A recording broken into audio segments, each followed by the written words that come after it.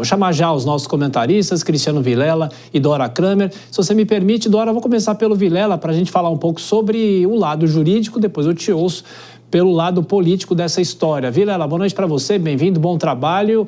O que a Janaína explicou é que os ministros ainda podem reformular a avaliação de quanto tempo ela pode ficar presa. O que acontece a partir de agora? Como é que isso funciona? Bom trabalho. Tiago, uma ótima noite a você, a Dora e todos que acompanham o Jornal Jovem Pan.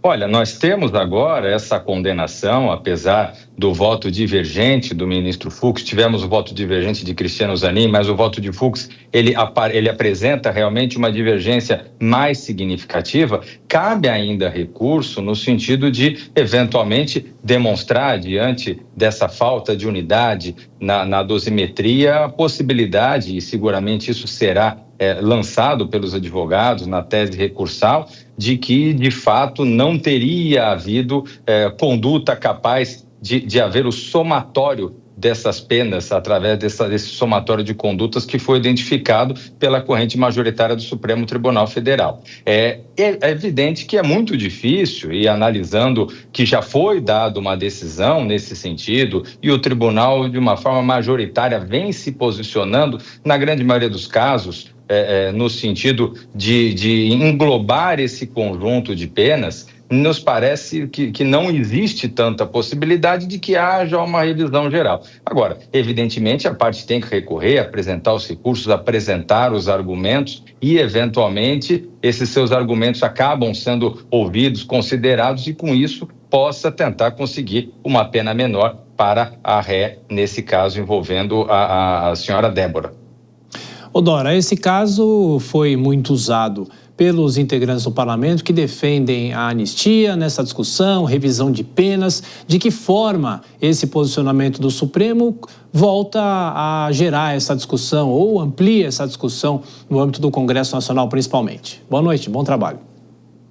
Boa noite, Tiago, boa noite, Vilela, boa noite a todos. Pois é, primeiro mostra que o Supremo Tribunal Federal não se comove com movimentações externas, né? Porque houve uma grande repercussão desse caso. Esse caso foi muito bem aproveitado, na verdade, do ponto de vista da comunicação, pelos defensores da anistia, redução de penas.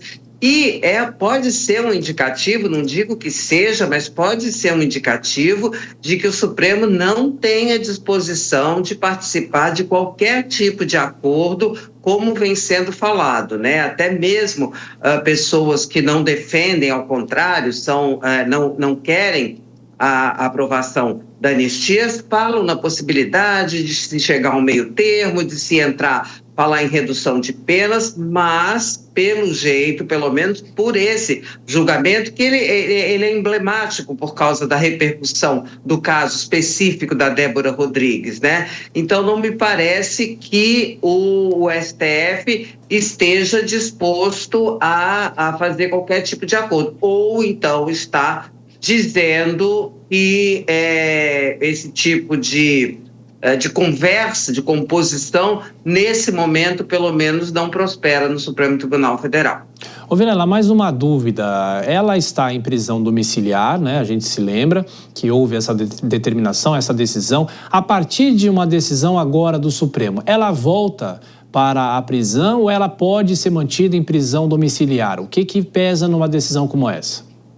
Ela pode ser mantida em prisão domiciliar. Eventualmente, isso será pedido pela defesa, será reforçado dentro daquela justificativa inicial de que o caso de ser mãe, ter filhos pequenos, enfim, situações que podem justificar um tipo de medida. E nesse caso, nós ainda não temos uma condenação transitada em julgado. Nós temos ainda a possibilidade de recurso e, enquanto houver a possibilidade de recurso, existe a manutenção de uma decisão provisória que foi essa decisão de prisão domiciliar. Agora, mesmo depois, havendo o trânsito em julgado, havendo a possibilidade de execução da pena, essa execução pode se dar dentro de algum benefício quando haja uma justificativa, ou por motivos de saúde, ou por situações como essa, que envolva uma criança pequena que justifique a presença materna.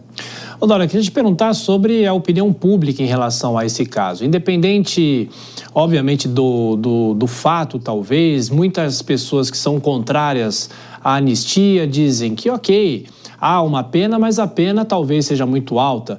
Essa questão da punibilidade, isso gera um estresse ainda maior em relação a esse momento que a gente vive, em relação ao Supremo, em relação ao Congresso, a relação entre os poderes no geral?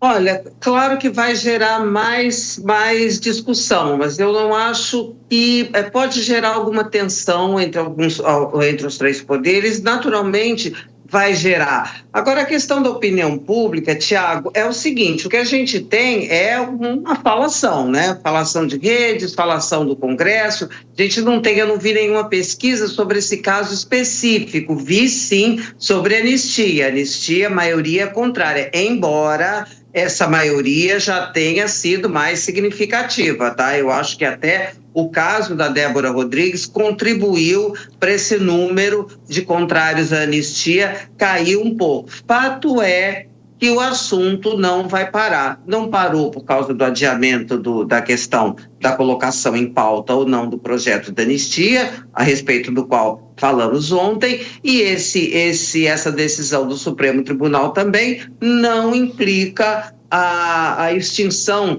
desse tipo de discussão no âmbito político, que é o Congresso Nacional.